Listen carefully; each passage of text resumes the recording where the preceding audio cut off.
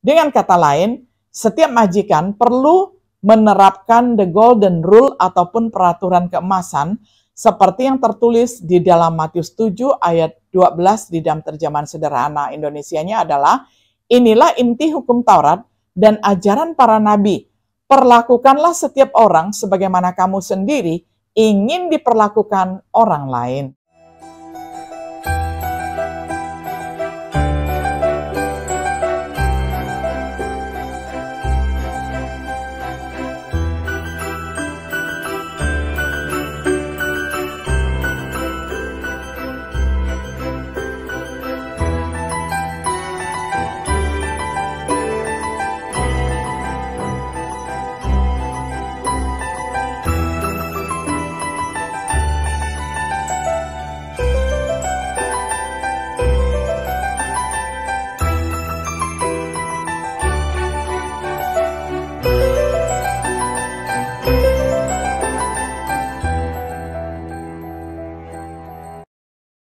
Shalom, sahabat Biblika yang dikasihi oleh Tuhan. Sungguh senang hari ini kita dapat berjumpa kembali di dalam acara Refleksi Sahabat Biblika. Pada hari ini kita tiba pada episode yang ke-11 di dalam serial pembahasan kitab Kolose dengan tema Pedoman untuk Keluarga dan Bisnis.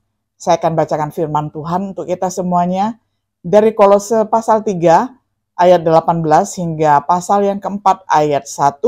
Saya akan bacakan untuk kita semuanya di dalam terjemahan sederhana Indonesia. Para istri, hendaklah kalian menaati suamimu masing-masing, karena itulah cara hidup yang sesuai bagi kita yang bersatu dengan penguasa kita Yesus. Setiap suami wajib mengasihi istrinya dan tidak boleh menyakiti dia. Anak-anak, taatilah orang tuamu dalam segala hal, karena itu sangat menyenangkan hati Tuhan. Dan para ayah, janganlah membuat anak-anakmu sakit hati, sebab anak yang sakit hati tidak akan mau berusaha hidup dengan baik. Bagi kalian yang menjadi budak, taatilah majikanmu dalam segala hal. Jangan menaati dia di hadapannya saja, seperti orang-orang yang hanya mau menyenangkan manusia. Tetapi taatilah dia dengan sepenuh hati, karena takut dan hormat kepada Allah. Apa saja yang kamu kerjakan untuk majikanmu, lakukanlah dengan sepenuh hati, karena kamu sebenarnya sedang melayani Tuhan, bukan manusia. Ingat bahwa Tuhanlah yang akan memberikan upah kepadamu ketika Dia kelak memberikan berkat yang sudah Dia janjikan kepada kita yang diangkat sebagai anak-anaknya. Jangan lupa bahwa kamu sebenarnya bekerja bagi Kristus Yesus, penguasa kita, sebagai hamba-hambanya. Tetapi ingatlah juga bahwa Dia akan menghukum setiap orang yang berbuat tidak jujur, dan penguasa kita tidak memandang muka. Dan bagi para majikan, kamu harus memperlakukan budak-budakmu dengan adil dan benar. Jangan lupa bahwa kamu pun mempunyai majikan di surga. Sampai sedemikian jauh pembacaan firman Tuhan dari Kolose 3 ayat 18 hingga pasal 4 ayat 1. Sahabat Biblika yang dikasihi oleh Tuhan, tema di seluruh kitab Kolose adalah bahwa Yesus Kristus adalah juru selamat yang sempurna dan unggul. Sebagai demonstrasi, Yesus sebagai juru selamat kita yang mencukupi, kita sekarang menemukan rasulnya Paulus memberikan pedoman yang dengannya kita dapat berhasil menjalankan urusan keluarga dan bisnis kita. Perikop ini mengilustrasikan bahwa keunggulan Kristus bahkan mencapai perhatian masyarakat umum dalam hidup kita. Mulai dengan ayat 18, mari kita periksa beberapa pedoman yang telah diberikan Kristus ini kepada kita. Yang pertama, istri, tunduklah kepada suami terdapat di dalam ayat yang ke-18. Mendefinisikan kata tunduk. Kata Yunaninya adalah hupotasso, artinya mengatur di bawah, ke bawah subjek, tundukkan diri sendiri, tunduk pada kendali seseorang, tunduk pada nasihat atau nasihat seseorang. Patuh, tunduk. Jadi istri harus tunduk kepada suaminya seperti kepada Tuhan, sebagaimana terdapat di dalam Efesus 5 ayat 22. Ini dikatakan tepat dalam Tuhan. Kata tepat atau pas dalam bahasa Yunaninya adalah aneko, berkaitan dengan apa yang seharusnya, tugas sebagaimana mestinya, bersedia untuk tunduk kepada orang lain tentunya sesuai dengan ajaran dan teladan Yesus Kristus sendiri. Dapat dibaca di dalam Matius 20 ayat 25 sampai 28. Hal ini juga sesuai dengan apa yang diharapkan dari semua orang Kristen. Kita harus tunduk satu sama lain, kita harus menyerahkan mereka yang memerintah kita dalam iman, kita harus tunduk pada peraturan pemerintah. Hamba-hamba Kristus harus tunduk pada Tuhan mereka. Orang Kristen yang lebih muda harus tunduk pada yang lebih tua, dan juga satu sama lain, sama seperti kita tunduk kepada Tuhan.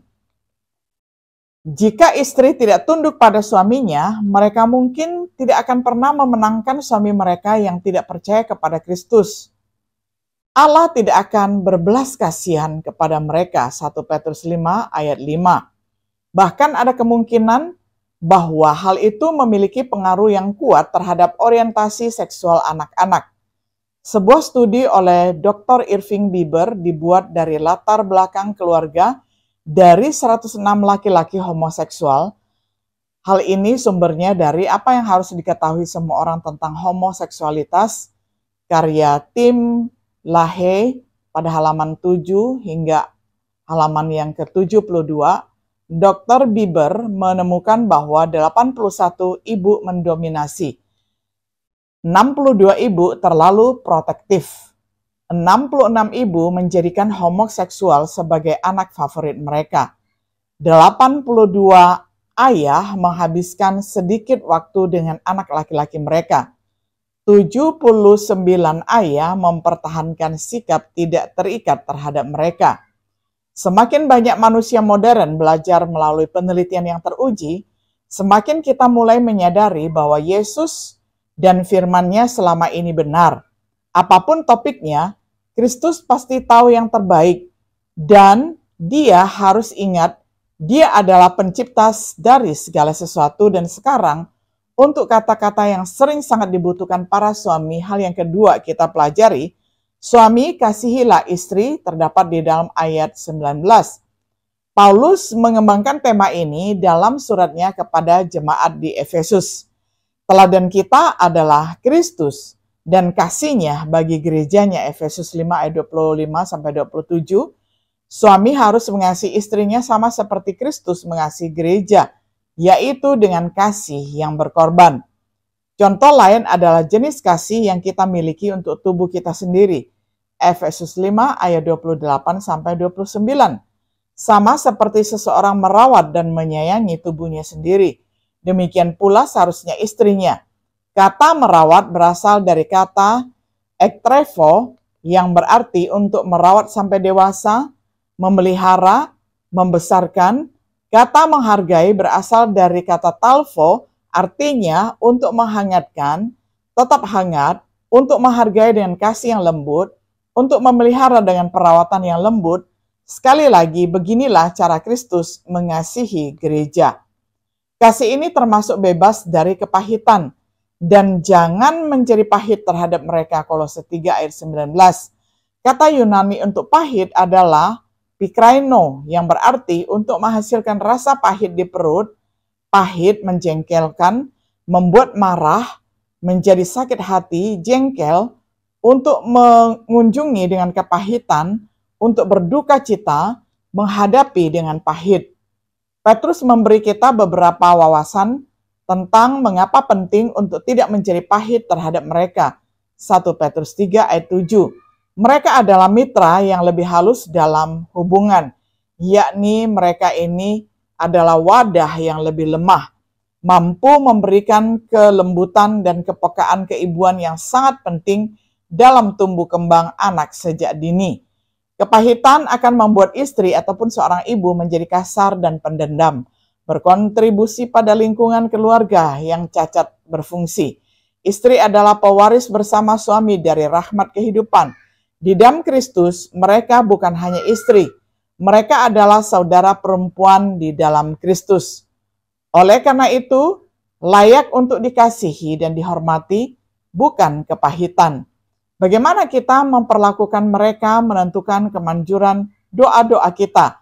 Semoga doa-doa saudara tidak terhalang ketika suami mengasihi istri mereka seperti Kristus mengasihi gereja dan tidak pahit terhadap mereka.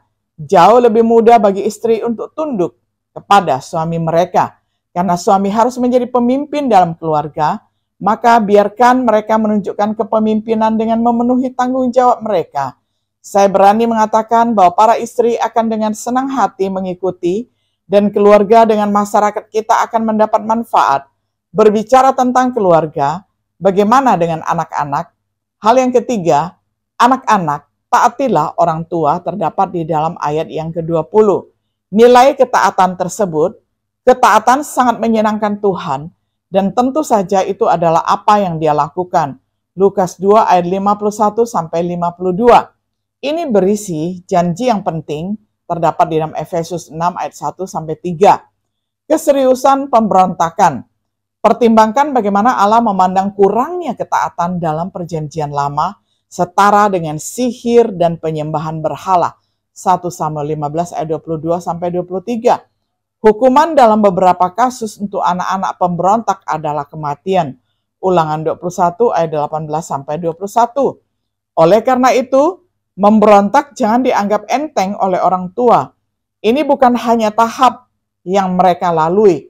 Untuk beberapa orang tidak pernah meninggalkan pemberontakan ini. Ini adalah masalah serius yang harus menjadi perhatian kita. Ini adalah masalah yang membutuhkan banyak doa agar kebijaksanaan membawa anak keluar dari pemberontakan. Apa yang dapat membantu anak-anak untuk keluar dari dosa pemberontakan adalah jika ayah mereka memperhatikan apa yang dikatakan kepada mereka. Yang keempat, ayah jangan membangkitkan amarah anakmu, terdapat di dalam ayat yang ke-21. Ayah memiliki tanggung jawab yang luar biasa. Mereka harus memahami dan berbelas kasihan, namun juga harus tegas. Contohnya adalah Yosua, dia kuat di dalam tekadnya untuk membawa keluarganya melayani Tuhan. Dapat kita baca di dalam Yosua 24 ayat 14 sampai 15. Kemudian ada Imam Eli, telah dikutuk karena kegagalannya untuk menahan kejahatan putra-putranya. Dapat dibaca di dalam 1 Samuel 3 ayat 11 hingga ayatnya yang ke-14. Dengan demikian, mereka memiliki tanggung jawab untuk memberikan pelatihan rohani bagi anak-anak mereka. Efesus 6 ayat 4. Mereka melakukannya dengan teladan mereka.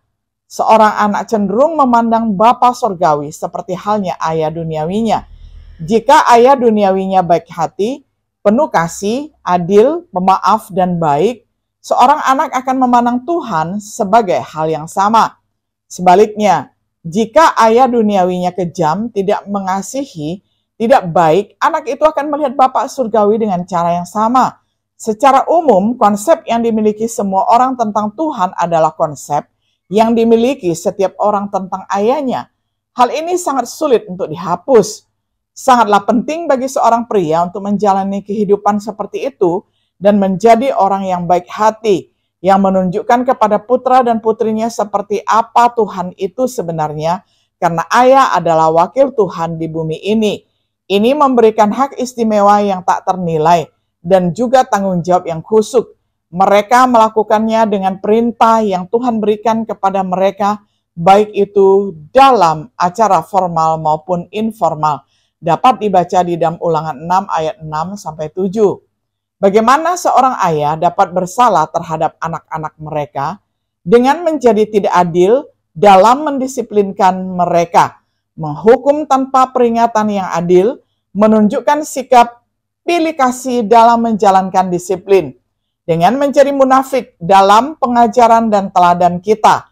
Lakukan seperti yang saya katakan, bukan seperti yang saya lakukan. Tidak memiliki tempat dalam kosakata para ayah Kristen. Kemunafikan tidak hanya memancing kemarahan anak-anak, tetapi juga sering menjadi alasan mendasar mengapa anak-anak meninggalkan iman. Semua ini tidak mudah, tetapi dengan pertolongan Tuhan, kita dapat menerapkan nasihat Rasul Tuhan kita ini. Peringatan yang tersisa akan jatuh di bawah pedoman untuk keluarga di abad pertama Masehi, karena kebanyakan orang Kristen akan menjadi budak di keluarga lain dan memiliki beberapa budak di keluarga mereka sendiri. Hari ini kita masih dapat menerapkan ayat-ayat ini pada hubungan bisnis kita, yakni yang kelima itu adalah tentang pekerja harus taat kepada tuannya, atau karyawan harus taat kepada para tuannya, ayat 22-25. Cara pekerja taat ditentukan dengan jelas, terdapat di dalam ayat 22-23. Seorang pekerja harus taat dalam segala hal, kecuali yang melanggar kehendak Tuhan. Sebuah kata Yunani yang dipakai adalah ophthalmodolia, yang berarti pelayanan mata. Pelayanan hanya dilakukan di bawah mata tuannya. Kehadiran mata seorang tuan biasanya menstimulir ketekunan yang besar bagi para karyawannya. Ketidakhadiran tuan di sisi lain memberikan respon yang lamban bagi para pekerja. Budak atau karyawan bukan hanya sebagai seseorang yang terpaksa menyenangkan tuannya. Kata Yunani anthropareskos artinya belajar untuk menyenangkan tuan, mencari bantuan manusia. Pelayan hendaknya bekerja dalam keikhlasan hati, ketulusan, ataupun di dalam terjemahan King James Version itu adalah kelajangan, berasal dari kata haplotes, seperti yang digunakan di sini, artinya lajang, kesederhanaan, ketulusan, kejujuran mental, yang terpenting menjadi orang yang bebas dari kepura-puraan dan kemunafikan.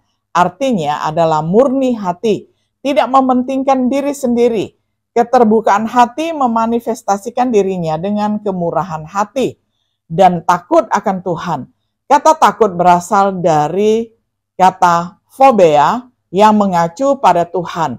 Itu berarti menghormati, memuliakan, memperlakukan dengan hormat atau ketaatan yang hormat. Tuhanlah yang harus kita perhatikan, sedang mengawasi, bukan manusia. Kita harus melakukan pekerjaan kita dengan sepenuh hati, seperti untuk Tuhan dan bukan untuk manusia. Kata sungguh-sungguh berasal dari kata suhe, yang di sini kemungkinan besar mengacu pada tempat kedudukan perasaan, keinginan, kasih sayang, keengganan, hati kita, jiwa, dan lain sebagainya. Yaitu kita harus menempatkan hati kita ke dalam pekerjaan kita. Sama seperti yang kita lakukan jika Tuhan tempatkan kita bekerja, karena pada kenyataannya itulah sebenarnya yang kita layani. Tuhan akan menghakimi pelayanan kita, ayat 24 sampai ayat yang ke-25. Tuhan Yesus Kristus yang kita layani, yang memiliki kemampuan untuk memberikan warisan, tetapi orang yang salah dalam melayani tuannya ataupun majikan akan dibalas dengan salah. Tidak ada keberpihakan yang akan ditunjukkan dalam memberikan penilaian atas perbuatan salah. Menjadi seorang budak bukanlah alasan untuk pelayanan yang lamban, juga bukan menjadi seorang Kristen. Bahkan jika majikan kita kasar, kita harus melakukan apa yang benar. 1 Petrus 2 ayat 18-25. Dan sekarang, untuk mereka yang menjadi majikan, harus ingat hal yang keenam ini. Majikan haruslah berlaku adil. Itu terdapat di pasal 4 ayat 1. Majikan tidak memiliki hak untuk menyalahgunakan pekerja mereka.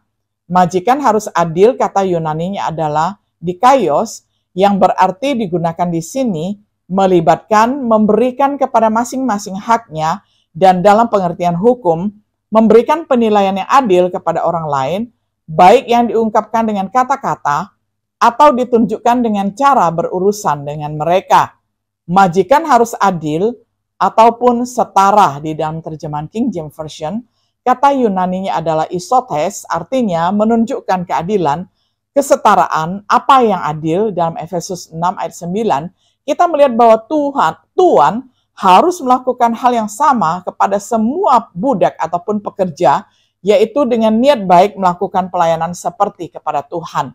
Dengan kata lain, setiap majikan perlu menerapkan the golden rule ataupun peraturan keemasan seperti yang tertulis di dalam Matius 7 ayat 12 di dalam terjemahan sederhana Indonesianya adalah, inilah inti hukum Taurat dan ajaran para nabi. Perlakukanlah setiap orang sebagaimana kamu sendiri ingin diperlakukan orang lain.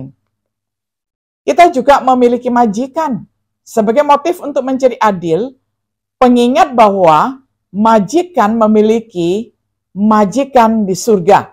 Sekali lagi, Efesus 6 ayat 9.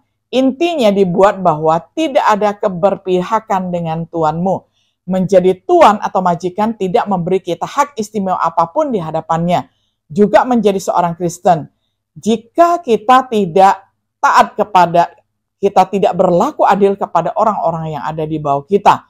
Jadi, jika kita ingin menjadi majikan yang adil, maka biarlah Tuhan menjadi model peran kita untuk bagaimana kita berurusan dengan mereka yang berada di bawah tanggung jawab kita. Sebagai kesimpulan, di dalam Kolose 2 ayat 3 dikatakan tentang Kristus. Di dalam Dia tersembunyi segala harta hikmat dan pengetahuan. Hikmat dan pengetahuan yang berasal dari Kristus menjangkau kebutuhan relevan yang kita hadapi saat ini. Tidak peduli seberapa sekuler atau duniawinya. Jelaslah perikop yang telah kita periksa mengilustrasikan fakta ini. Dan dengan Kristus sebagai Tuhan kita benar-benar sempurna. Dan ingatlah bahwa kalian yang bersatu dengan Kristus sudah dilengkapi oleh Dia yang adalah Raja atas semua penguasa duniawi dan rohani. Kolose 2 ayat 10. Bayangkan betapa lengkapnya keluarga kita, tempat kerja kita, jika semua mengikuti pedoman keluarga dan bisnis seperti yang diungkapkan oleh Rasul Paulus. Keluarga yang hidup bersama dalam kasih dan keharmonisan. Tempat kerja penuh dengan orang yang penuh perhatian dan produktif. Kita mungkin tidak dapat mengubah masyarakat secara total, tetapi setidaknya kita bisa memulainya dari diri kita sendiri dan memberikan demonstrasi hikmat Kristus dalam hidup kita sendiri. Apakah kita melakukan apa yang kita bisa untuk menunjukkan apa itu kehendak Allah yang baik dan dapat diterima? Tetapi hendaklah kamu mengambil keputusan seperti ini. Ya Tuhan, aku mempersembahkan tubuhku sebagai kurban bagimu, walaupun sebenarnya kamu masih hidup. Keputusan itu merupakan persembahan yang suci dan menyenangkan hati Tuhan. Dia akan memperbarui pikiranmu masing-masing, sehingga kamu bisa mengetahui apa kehendaknya bagimu dan apa yang terbaik bagi setiap keadaan. Kamu semua akan dimampukan untuk mengerti dan memilih apa yang baik, yang paling tepat, dan yang menyenangkan hati Tuhan. Roma 12 ayat 2. Sahabat Biblika yang dikasihi oleh Tuhan, kiranya dengan pedoman tentang keluarga dan kehidupan berbisnis kita betul-betul menjalankan prinsip yang telah Tuhan inspirasikan kepada Rasul Paulus, sehingga kita dapat menjadi model peran bagi orang-orang di sekeliling kita. Kiranya Tuhan Yesus memberikan kita kemampuan untuk melakukan semuanya itu. Shalom.